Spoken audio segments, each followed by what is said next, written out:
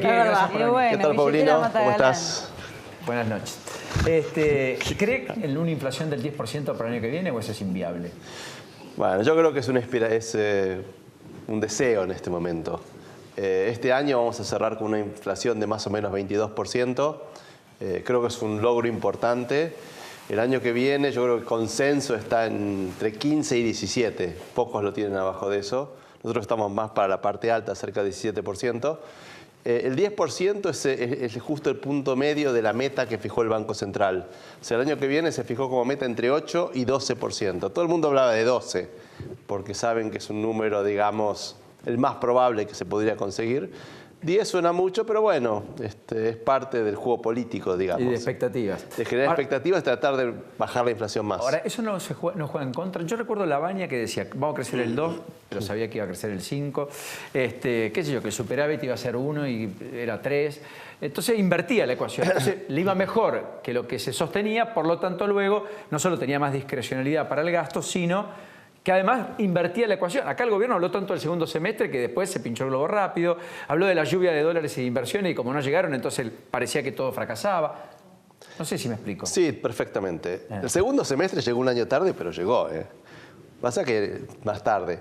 En cuanto a la inflación, yo te diría, yo creo que dentro de todo no es mala idea, digamos, subestimarla.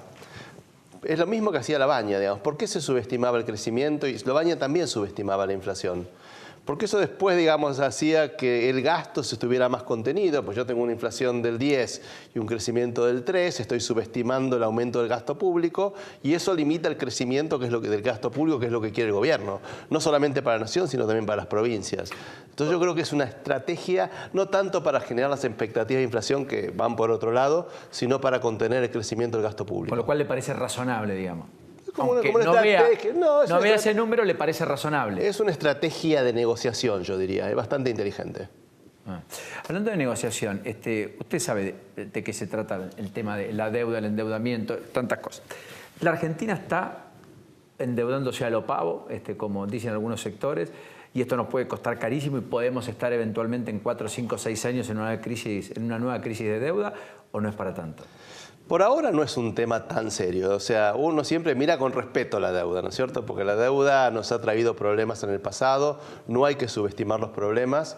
Lo cierto es que hoy Argentina, cuando uno mira la deuda en términos así netos, o sea, cuando uno saca todo lo que está intrasector público, que en realidad uno sabe que no se paga, o sea, los papeles que el gobierno le dio al ANSES o lo que le dio al Banco Central, es deuda, digamos, que constantemente se renegocia y cuando vence un papel se le da otro. Eso no es grave porque eso nunca se va a hacer default. O sea, porque al final cuando vence... ¿Y eso cuánto es del total de la deuda? Y eso yo diría que es bastante, porque la deuda es más o menos 28% del PBI, esos son más o menos unos 120, 130 mil millones de dólares. ¿Deuda externa o deuda pública? Deuda pública ¿Total? En pesos y en dólares, sí. ¿Total, incluida esa deuda intrasector público? No, el sector público te lleva el 50% más o menos. Si yo sumo todo, llego a 45, 50. Lo que pasa es que la relevante, ¿cuál es?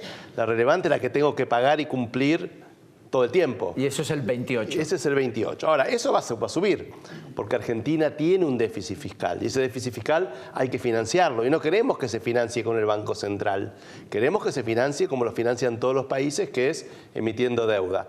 ¿Por qué es mejor la deuda que el Banco Central? Porque el Banco Central nos lleva inflación. Entonces, hay un límite. Yo creo que el límite que Argentina pueda tolerar, digamos, que el mundo le va a permitir, es un número que va a rondar entre el 35 y 40% del producto. ¿Y eso se cumplimenta en cuánto? ¿En 2 o 3 años?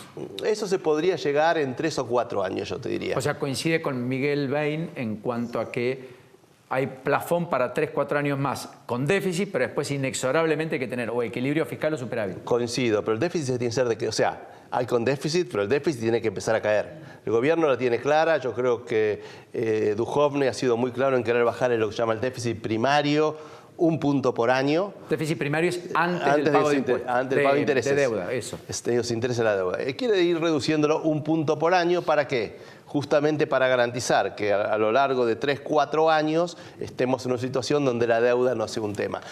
Que la deuda no sea un tema no quiere decir que Argentina no va a tener que emitir deuda. Hay que emitir deuda para pagar deuda que vence. Pero eso es una cosa. El problema es el aumento de la deuda pública. Si yo tengo que emitir un bono para pagar otro bono, bueno, eso es lo que hace todos los países del mundo. El problema es cuando uno emite un bono y ni siquiera para hacer una obra, sino para pagar gasto corriente del sector Exactamente, público. ese es el problema y por eso hay que reducir el déficit fiscal. ¿Y sirve crecer al 3% anual como se proyecta de acá hasta el 2019-2020? A ver. ¿Alcanzará para no tener problemas? Mira, Argentina viene de 6 años de no crecer, básicamente. El último año de crecimiento de Argentina, en serio, 2011. 2011. Ahí crecimos 6%. En el 2010 crecimos 10%, ¿ok? Esos fueron Eso los dos... explicó el 54%. Obvio, tuvo mucho que ver. Y que todos los oficialismos aquí y allá ganaron. Ahora, Argentina, la verdad que es un país que para sacar al país de la pobreza, del desempleo, para llevarnos a donde realmente queremos estar, tendríamos que aspirar a crecer al 4 o 5% por año, mínimo. Lo que pasa es que Argentina tiene problemas de costos, fundamentalmente una carga impositiva muy fuerte, como pocos países del mundo tienen, sobre todo los emergentes, que eso hace que producir en la Argentina, invertir en la Argentina, sea más costoso que en otros países, más costoso que en Chile, más costoso que en Colombia, más costoso que en Perú o que en México. Y bueno, yo creo que el 3% es lo que creo que es viable. ¿Podemos crecer más? Y bueno, si el mundo, si los planetas se alinean, sí. O sea, si la soja se vuelve a $450 la tonelada, si Brasil crece al 4%, si las tasas de interés siguen muy bajas. Y bueno, ahí puede ser que crezcamos más. Pero yo creo que es un tema de Argentina, tiene que bajar sus costos laborales, no salarios, sino todos esos costos que vienen alrededor, tiene que bajar la carga tributaria y tiene que mejorar la infraestructura. ¿Se necesita un cambio en la justicia para que lleguen las inversiones? ¿Es necesario que haya una señal de la justicia como para que lleguen inversiones por esto de la estabilidad jurídica que buscan las empresas? Yo creo que eso ayudaría muchísimo. O sea, yo te diría que muchos países crecen sin una justicia. La justicia tiene que mejorar. Ahora, ¿qué señal te va a dar la justicia? La justicia se firma un contrato. Ese contrato dice que al que invierte, que lo que fue en su momento, invierto en, no sé, en hacer una autopista y voy a tener mi peaje que va a ser tantos dólares. De acá a 3 años viene otro gobierno, te cambia la regla del juego. Y bueno, la verdad que el que invierte en la Argentina no está apostando a la justicia de hoy, está apostando a qué va a ser la justicia de acá 3, 5, 10 años.